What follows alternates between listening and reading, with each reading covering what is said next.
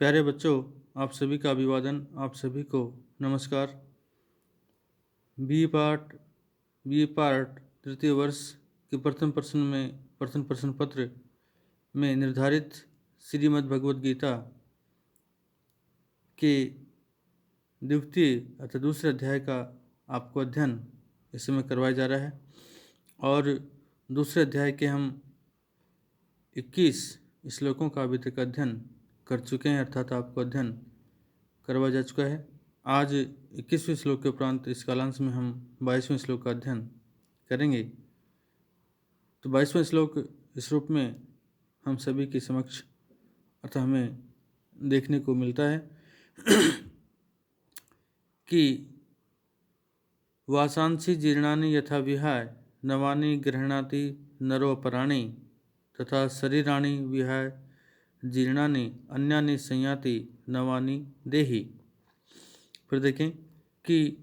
वासांसि जीर्णानि यथा विहाय नवानि गृह्णाति नरो अपराणि तथा शरीराणि विहाय जीर्णानि अन्यानि संयाति नवानि देहि। इस श्लोक में भगवान श्री कृष्ण अर्जुन से जो आत्मा के स्वरूप का प्रसंग चल रहा था, उसी क्रम में आत्मविषयक प्रसंग को आगे बढ़ाते हुए कि यह आत्मा न तो किसी को मारता है और न किसी को मरवाता है। अर्थात इससे पूर्व श्लोक में 21वें श्लोक में आत्मज्ञानी पुरुष के दृष्टिकोण को भगवान श्री कृष्ण ने प्रस्तुत किया था और यह दिखलाया था कि जो पुरुष आत्मस्वरूप को यथार्थ रूप में जान लेता है, जो पुरुष आत्मस्वरूप को यथार्थ रूप में जान लेता है, जिसने इस तत्व को भली भांति जान लिया, अनुभव कर लिया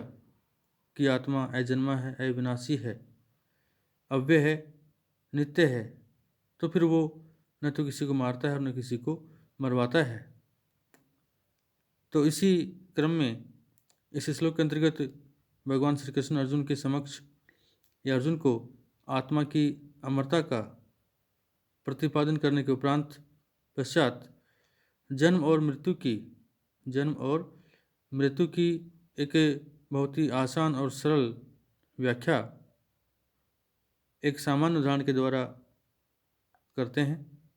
तो एक सामान्य उदाहरण देकर जो है और जन्म और मृत्यु के बारे में अर्जुन को समझाते हैं कि हे अर्जुन, जिस प्रकार नरे मनुष्य जो है जीर्णानि वासांसि विहाय, जीर्णानि अपने शरीर पर धारण किए जाने वाले, जीर्णानि अर्थात आपके पुराने, वासांसी जो वस्त्र हैं उन वस्त्रों को विहाय छोड़कर, त्याग कर, और अपराणी दूसरे नवानी नए वस्त्रों को ग्रहण कर लेता है, अर्थात अपने शरीर पर धारण कर लेता है अथवा पहन लेता है। तो उसी प्रकार देही, ये जीव की जो आत्मा है, ये देही जो जीव आत्मा है, ये जीव आत्मा जीर्णानि अपने जीर्ण शीर्ण अवस्था में पहुँचे हुए उन शरीरों को और विहाय त्याग कर अर्थात छोड़कर, और कि जीर्णानि शरीराणि विहाय, जीर्ण शीर्ण अवस्था में पहुँचे हुए अर्थात वृद्ध अवस्था में पहुँचे हुए उन शरीरों को विहाय त्याग कर अर्थात छोड़कर, और अन्यानि दूसरे नवानि जो नए शरीर हैं उनको संयाति प्राप्त कर लेती है और इससे उसमें कोई वृद्धि या क्षति नहीं होती है। फिर देख लीजिए इस श्लोक का अर्थ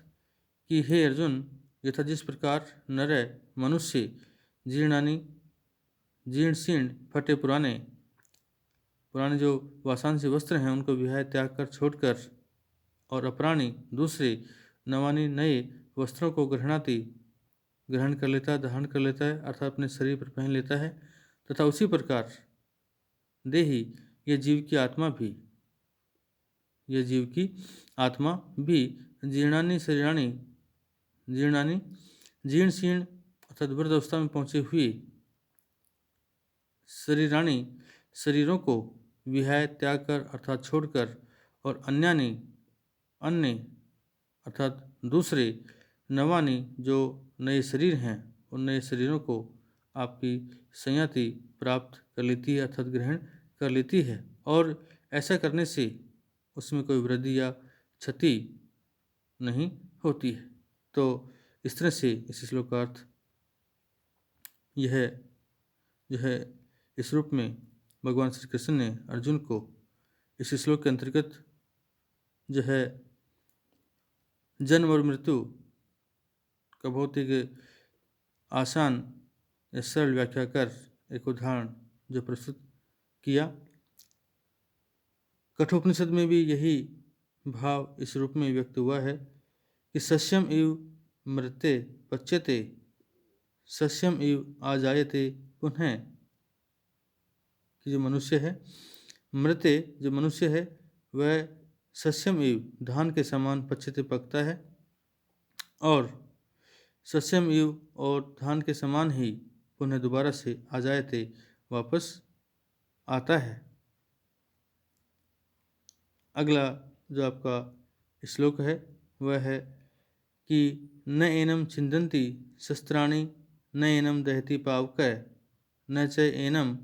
कलिदन्तो आपौ न शोष्यति मारुतै। कि फिर देखें कि न एनम छिंदन्ति शस्त्राणि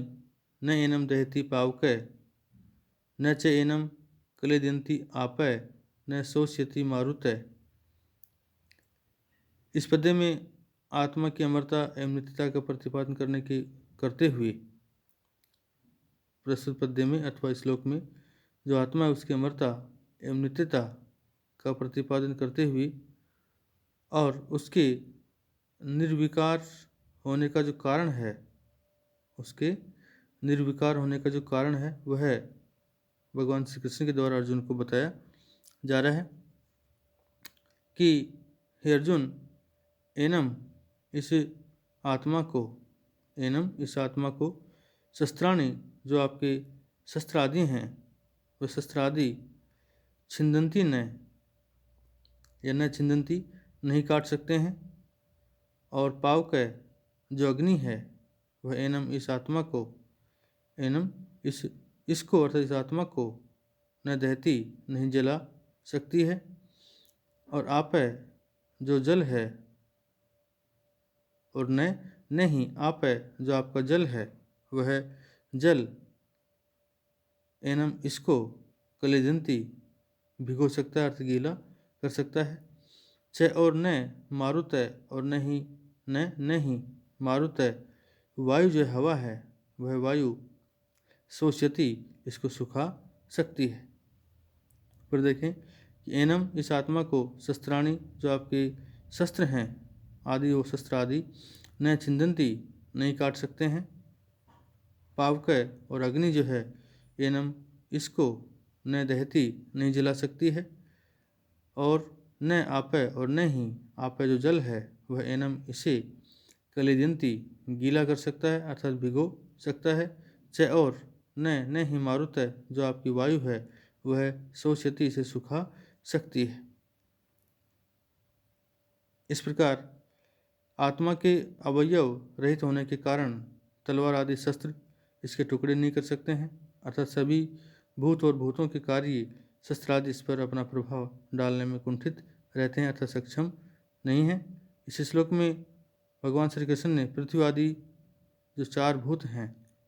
उन चारों भूतों को आत्मा का नाश करने में असमर्थ बतलाकर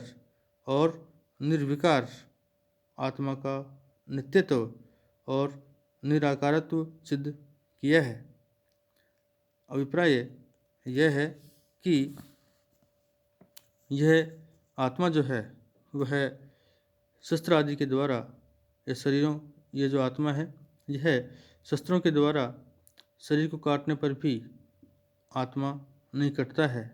अर्थात शस्त्रों के द्वारा शरीर को काटने पर भी आत्मा को कोई नुकसान नहीं होता है। अग्नि आदि जो अस्त्र हैं, अग्नास्त्र द्वारा शरीर को जला डालने पर भी आत्मा नहीं जलती है,